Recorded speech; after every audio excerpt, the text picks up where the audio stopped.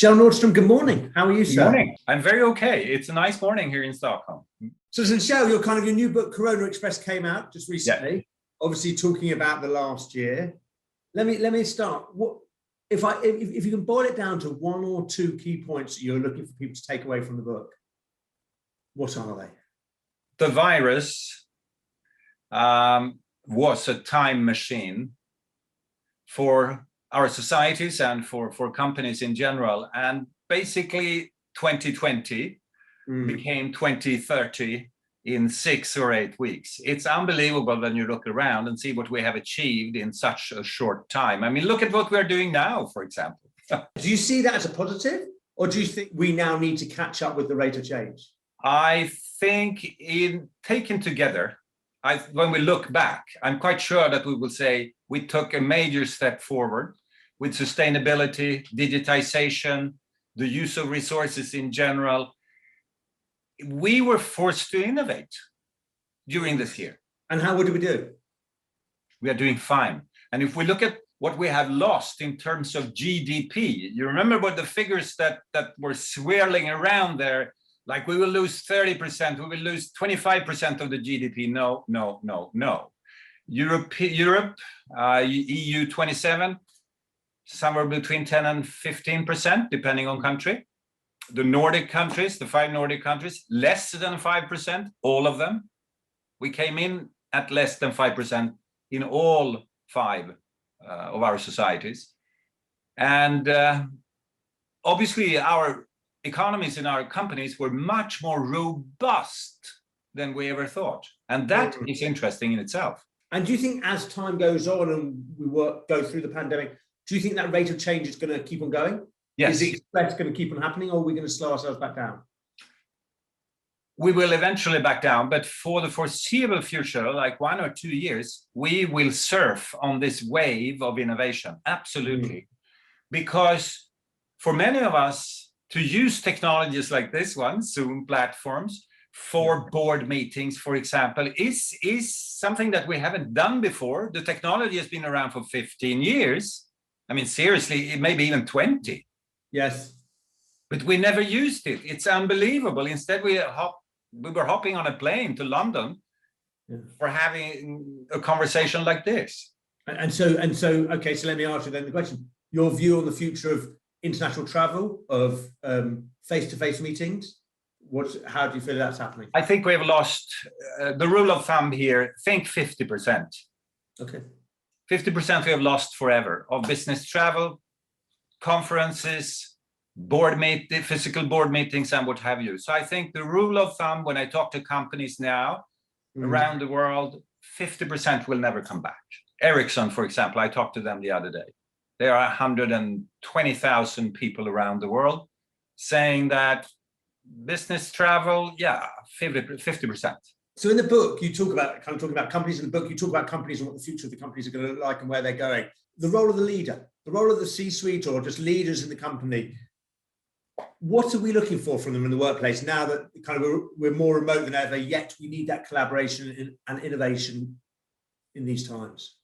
Seems like we have to build more value-based organizations for the simple reason that we now will work 1 or 2 days more from our homes or wherever.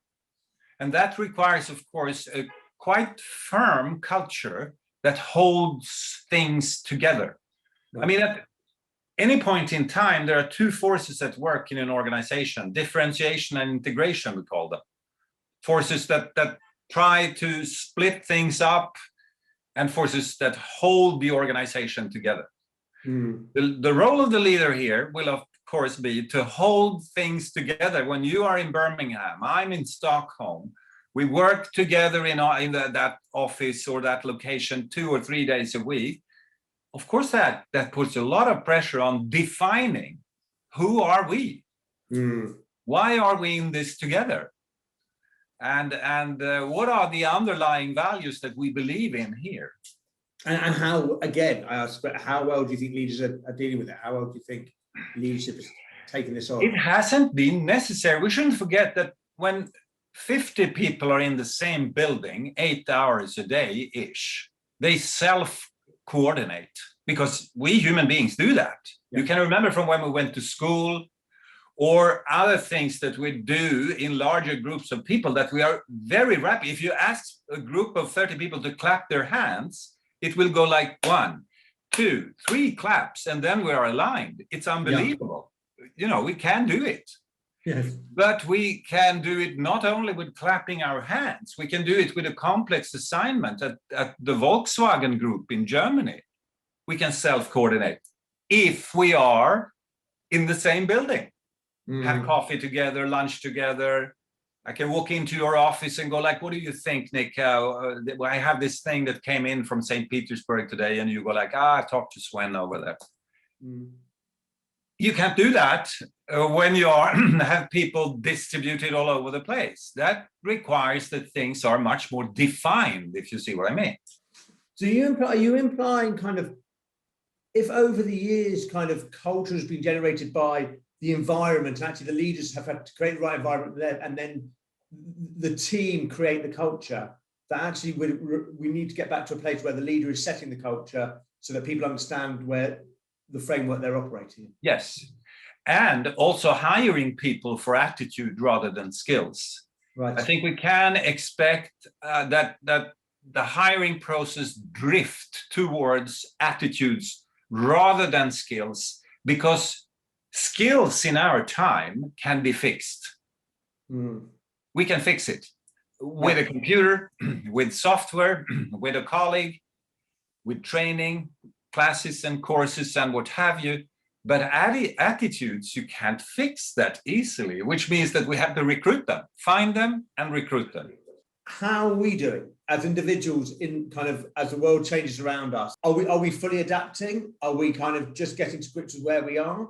And kind of in terms of, I suppose, taking it back into work, in terms of us looking for those job roles where our attitude fits what the culture of the company is, are we even out there looking for it? Or are we still in survival mode right now? I think it's fascinating to see, number one, how robust our societies and our companies actually were. I mean, with the benefit of hindsight, we can see 13 months of Corona. We are still standing. We didn't lose 30%.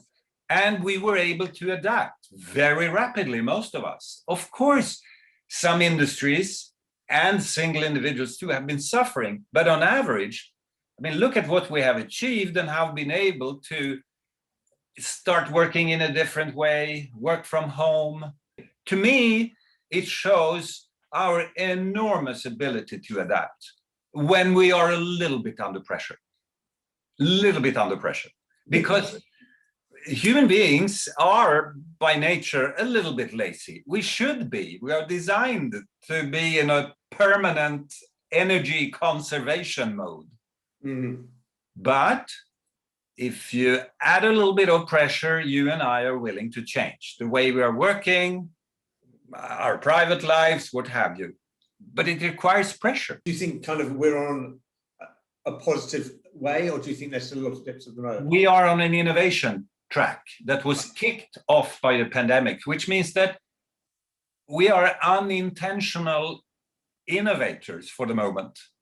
This was not the intention, but we are innovating as we are speaking in so many different aspects.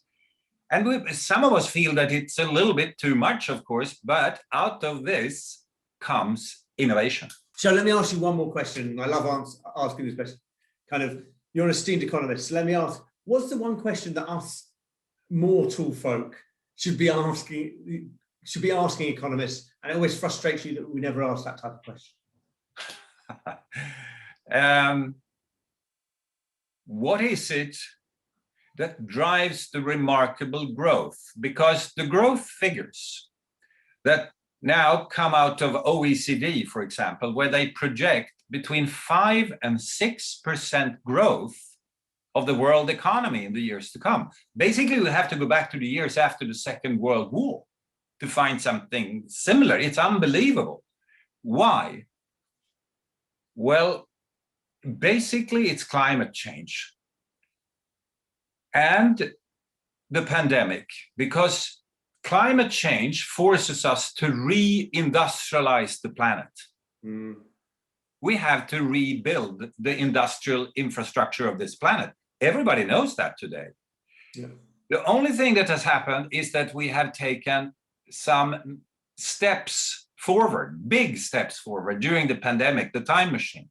We are really doing it now. The investments in some industries like cement, steel making, and what have you are absolutely staggering. I mean, it's unbelievable the sums that go into reindustrializing now.